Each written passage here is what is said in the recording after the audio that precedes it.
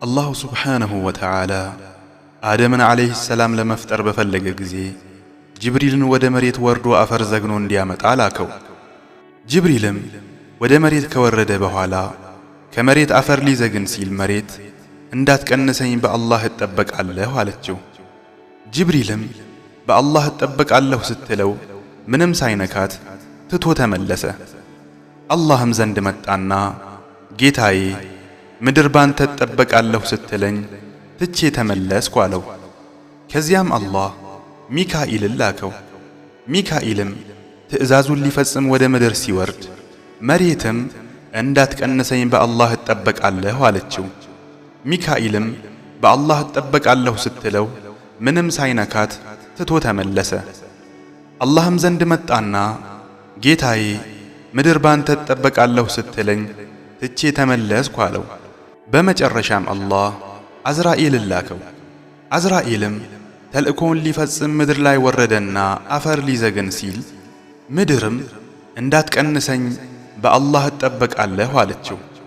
አዝራኤልም እኔ ራሴ የአላህን ትእዛዝ ሳልፈጽም ከመመለስ በአላህ እጠበቃለሁ ብሏት አፈር ከተለያየ ቦታ መዘጋገን ጀመረ። ከጥቁሩም ከነጩም ከቀዩም ዘገነ። ለዚያም ነው የሰው ልጆች መልክም የተለያየው።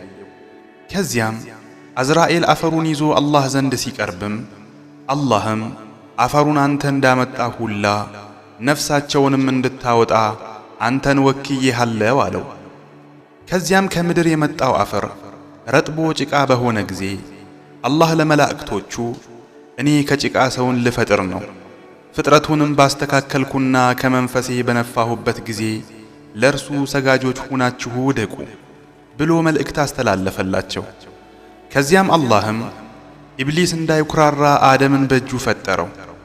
ከዚያም ለ40 ዓመት ያህል ጭቃው ቅርጽ ብቻ ሆኖ ከረመ። መላእክትም በዚያ በኩል ሲያልፉ አደምን ሲያዩት እጅግ በጣም ይፈሩ ነበር። ነፍስም አልገባበትም ነበር። ከሁሉም በላይ የሚፈራው ኢብሊስ ሁሌ ከአደም ጭቃ አጠገብ ሲያልፍ በእግሩ መታ አድርጎት ነበር የሚያልፈውም። ያን ጊዜ ሸክላ ሲመታ የሚወጣው ድምፅም የአደም ዓለይሂ ሰላም ገላ ሲመታም ይወጣ ነበር። ከዚያም ኢብሊስ ከአደም ጭቃ ጎን ላይ ቆሞ አንተማ ለሆነ ነገር ነው የተፈጠርከው እያለ በአፉ እየገባ በመቀመጫው ይወጣ ነበር። ኢብሊስ ለመላእክትም እኔ በዚህ ላይ ከተሾምኩ አጠፋዋለሁ፣ እሱም እኔ ላይ ከተሾመ አምፀዋለሁ በማለት ይዝት ነበር። አላህም በአደም ገላ ላይ ነፍስ መንፋት በፈለገ ጊዜ መላእክትን ልክ ሩሑን ወይንም ነፍሱን እንደነፋሁለት ሰጋጆች ሁናችሁ አጎብድዱ ብሎ አዘዛቸው። መላእክትም ዝግጁ ሆነው መጠባበቅ በጀመሩ ጊዜ አላህ በአደም ነፍሱን መንፋት ሲጀምር ገና ነፍሱ በአደም ጭንቅላት በኩል ስትገባ አደም አስነጠሰው። መላእክትም አልሐምዱሊላህ በል አሉት። አደምም አልሐምዱሊላህ አለ። አላህም ጌታህ ይማርህ ብሎ መለሰለት። ከዚያ ነፍሱ አይኑ ጋር ስትደርስ የጀነት ውስጥ ፍራፍሬዎችን ተመለከተ። ከአንገቱ ላይ ስትደርስም ፍራፍሬዎቹን መብላት አሰኘውና ገና ነፍሱ እግሩ ላይ ሳትደርስ ሂዶ ለመብላት ተጣደፈ። ነፍሱ መላ ሰውነቱ ላይ ስትሰራጭ ከመላእክት ሁሉ ቀድሞ ሱጁድ ያደረገለት ኢስራፊል ነበር። ከዚያም አላህ ለአደም ሂድ እነዚያን ሰላም በላቸውና ምን ብለው እንደሚመልሱልህ አድምጥ ብሎ ላከው። አደምም ሂዶ ሰላም ሲላቸው መላእክቱም ወዐለይኩም ሰላም ወረሕመቱላሂ ወበረካቱሁ ብለው መለሱለት። አላህም ለአደም አደም ሆይ ካሁን በኋላ ይህ ያንተና የዝርዮችህ ሰላምታ ሆኖ ይዘልቃል አለው። አደምም ጌታዬ ዝርዮቼ እነማን ናቸው ብሎ ጠየቀው። አላህም ከሁለቱ እጆቼ ምረጥ አለው። አደምም ቀኝህን መርጫለሁ፣ ሁለቱም ያንተ እጆችህ ቀኝ ናቸው ብሎ መለሰለት። አላህም እጁን ሲከፍትለት አደም እስከ ቂያማ ድረስ ያሉ ልጆቹን ሁሉ ተመለከተ።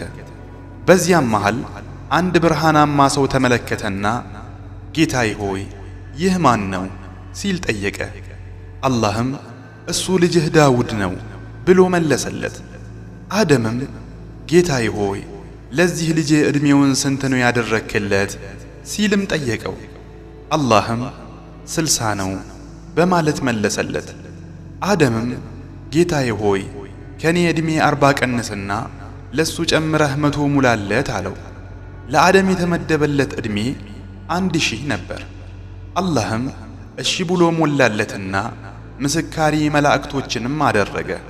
ከዚያም አላህ ዳግም ለአደም ልጆቹን ሁሉ ሲያሳየው አንዱ ጤነኛ፣ አንዱ እግር የሌለው፣ አንዱ መስማት የተሳነው፣ አንዱ ማየት የተሳነው ሆነው አገኛቸው።